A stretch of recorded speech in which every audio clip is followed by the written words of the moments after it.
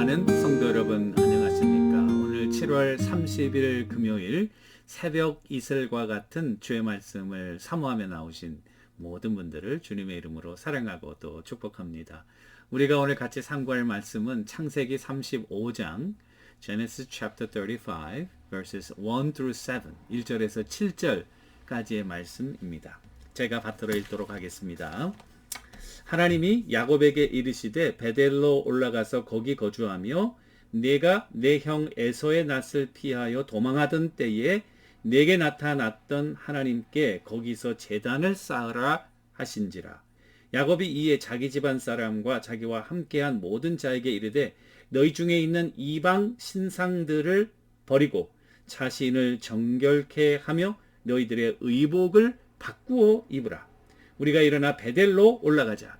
내 환난 날에 내게 응답하시며 내가 가는 길에서 나와 함께 하신 하나님께 내가 거기서 제단을 쌓으려 하노라 하매 그들이 자기 손에 있는 모든 이방 신상들과 자기 귀에 있는 귀고리들을 야곱에게 주는지라. 야곱이 그것들을 세겜 근처 상수리 나무 아래 묻고 그들이 떠났으나 하나님이 그 사면 고을들로 크게 두려워하게 하셨으므로 야곱의 아들들을 추격하는 자가 없었더라.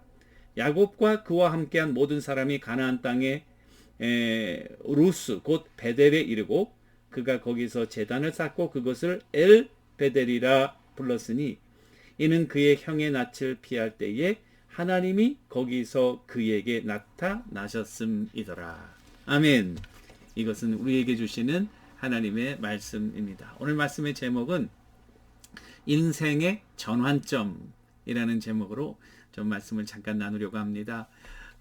우리 인생에는 전환점이 있죠. 여러분들과 저에도 전환점이 있죠. 그리고 또 전환점이 필요합니다. 인생의 전환점, 터닝 포인트라는 게 뭘까? 그것은 내가 이렇게 지나왔던 루틴을 깨는 거죠.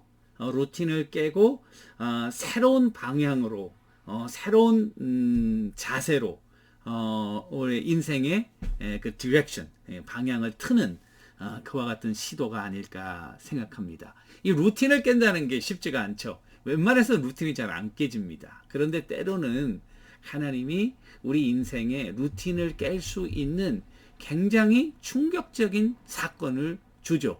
그것이 계기가 되어서 인생의 터닝 포인트가 되고 있지 않습니까? 마찬가지입니다. 오늘 야곱도 이 35장은 인생의 터닝 포인트입니다. 야곱의 인생의 터닝 포인트입니다. 디나의 일로 굉장히 충격을 받았고요. 그리고 잠잤던 야곱의 영혼이 새롭게 깨어나면서 하나님과의 관계가 새로운 국면으로 접어드는 인생의 신앙의 터닝 포인트라는 점에서 오늘 35장이 굉장히 중요한 장이 아닐까 이렇게 생각합니다. 이 터닝 포인트는 충격적인 사건인데요. 그 충격적인 사건이 우리의 잠자던 영혼을 깨워야 되는데 대개 보면은 영혼을 깨우고 이렇게 우리를 챌린지하기보다는 이게 실패가 아니냐, 내 인생에 이게 비극적인 일이 실패가 아니냐. 그러니까 이것을 기회로 삼기보다는 한 사건의 실패를 인생의 실패로 보는 경향성이 여러분들과 저에게 있다는 사실입니다. 그러니까 우리가 이걸 굉장히 경계해야 돼요. 우리가 어떨 때는 실패할 수도 있습니다. 또 비극적인 일이 일어날 수도 있습니다. 그런데 분명한 것은 그것이 여러분들과 저를 인생의 실패자로 결코 만들 수 없다는 사실입니다. 그 이유가 무엇입니까? 하나님이 우리와 동행하고 있기 때문에 그렇습니다. 하나님이 신실하게 자기의 자녀들, 하나님의 종들, 그리스도의 자녀들을 붙들고 있기 때문에 그렇습니다. 여러분 보시죠. 야곱이 아버지와 형을 속인 것이 하나님 잘못인가? 야곱 잘못이거든요. 또 라반에게 속은 거 다 야곱 잘못이거든요. 디나가 그렇게 어려움을 당한 것도 보면은 하나님께서 그가 있어야 할 곳에 있지 않았기 때문에 근본적으로 일어난 사건이라고요.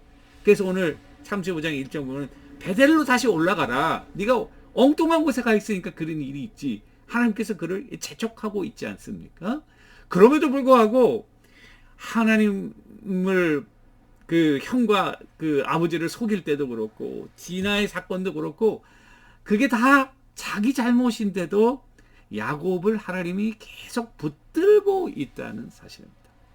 하나님의 신실함이 떠나지 않는다는 것이죠. 하나님의 신실하심이 떠나지 않는다는 사실을 믿음으로 알게 되고 보게 되고 붙잡게 될 때의 위기는 기회가 되는 것입니다. 그렇지 않고 이것이 큰일 났다. 이거 내 낭패다. 이거 실패다. 그러면 좌절할 수밖에 없고 영적인 디프레션에 빠질 수밖에 없고 하나님과의 관계가 더 소원해질 수밖에 없는 거죠. 예, 이 하나님은 신실하신 분이에요. 여러분 구원도 우리가 잘해서 우리 행위로 받은 것이 아니지 않습니까? 하나님의 은혜 선물 아닙니까? 자기 아들을 우리를 위해서 내어주시니까 그 아들과 함께 이 모든 것을 우리에게 은사로 주시지 않겠냐? 사도 바울이 로마서 8장에서 우리에게 주신 말씀 아닙니까? 하나님은요, 우리의 연약함을 아신다고요. 우리가 잘했기 때문에 우리를 인끄신 것이 아니라 기본적으로 우리를 사랑하시기 때문에 우리 행동과 우리 삶에 관계없이 계속적으로 신실한 하나님의 사랑이 여러분들과 저의 삶에 닿고 있기 때문에 우리는 한 사건의 실패를 인생의 실패로 보는 그런 실수에서 벗어나서 오히려 성숙하고 그리고 성장하고 그리고 하나님과 깊은 관계를 맺는 기회가 되는 그와 같은 믿음의 전환점을 이루어야 되지 않을까 이렇게 생각하는 것입니다. 그래서 야곱은 실패 가운데 성숙하고 있죠. 성숙하는 모습이 오늘 보시면요.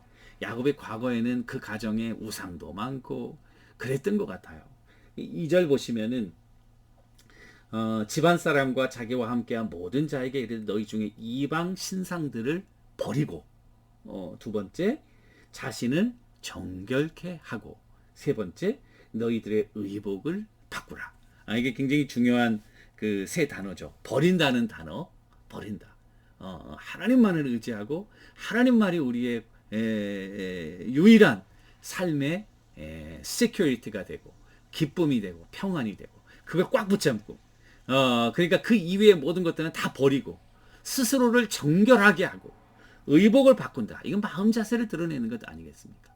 우리가 아침 주일 갈 때 아주 좋은 옷을 입죠. 남들에게 뽐내서기 위해서 그렇습니까? 아니죠. 우리가 하나님 앞에 우리 자신을 거룩하게 하고 우리 자신을 구별하는 그와 같은 외적인 표현이 되는 것입니다.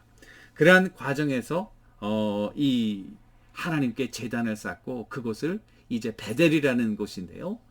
베델이라는 것은 하나님의 집이라는 뜻 아닙니까? 그런데 7절에 보니까 그것을 엘 베델이다. 엘 베델은 베델의 하나님이다. 그 말입니다. 강조점이 베델 하면은 하나님의 집, 하우스, 거기에 강조점이 있는데 엘 베델 하면 베델의 하나님 자신의 강조점이 들어가는 것이죠. 그래서 하나님 중심적인.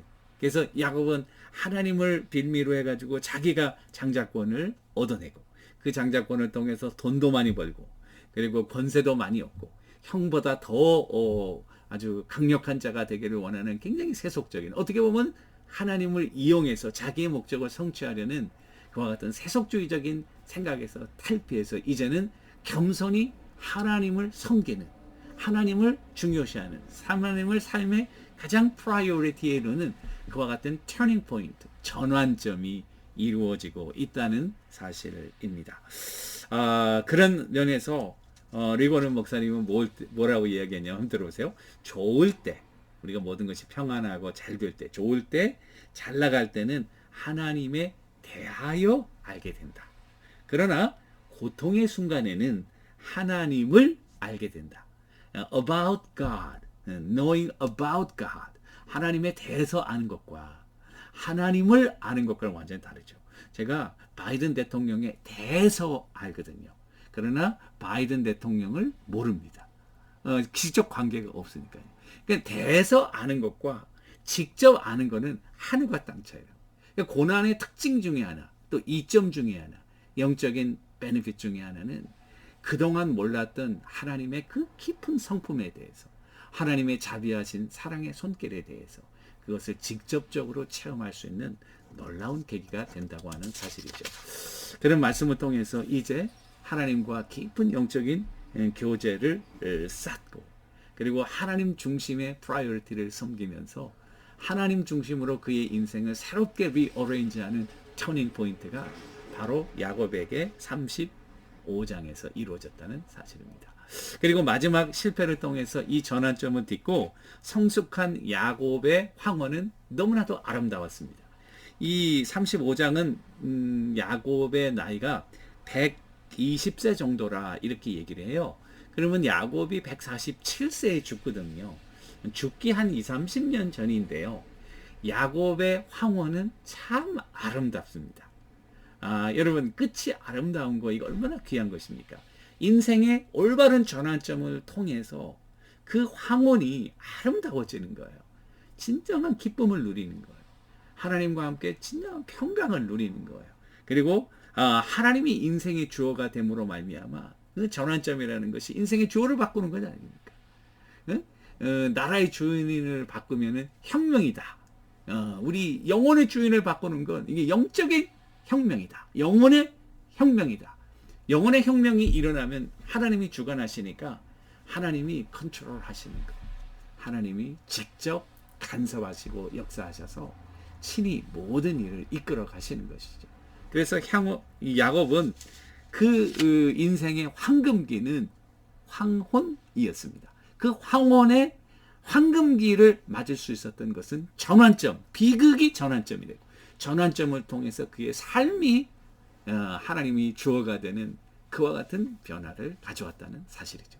사랑하는 성도 여러분, 여러분들과 저에도 인생의 전환점이 필요하다고 생각합니다. 그런데 비극적인 사건, 루틴을 깨는 그런 충격적인 사건을 통해서 우리가 전환점을 가져올 수도 있지만, 이와 같은 말씀, 또 과거에 주어진 야곱의 경험을 성경을 통해서 우리의 자신의 경험으로, 믿음으로 재조명하면서 우리 루틴을 살펴보고 잘못됐던 거 다 버릴 거 버리고, 그리고 쓸데없는 거 다 버리고, 벗어버리고, 다 제거하고, 이제는 하나님 중심으로 새롭게 리어레인지 해서 우리의 인생이 아름답고, 우리의 인생이 평안하고, 우리 인생이 보람된 그와 같은 능력의 삶을 사시는 여러분들과 제가 되기를 주님의 이름으로 간절히 축원합니다.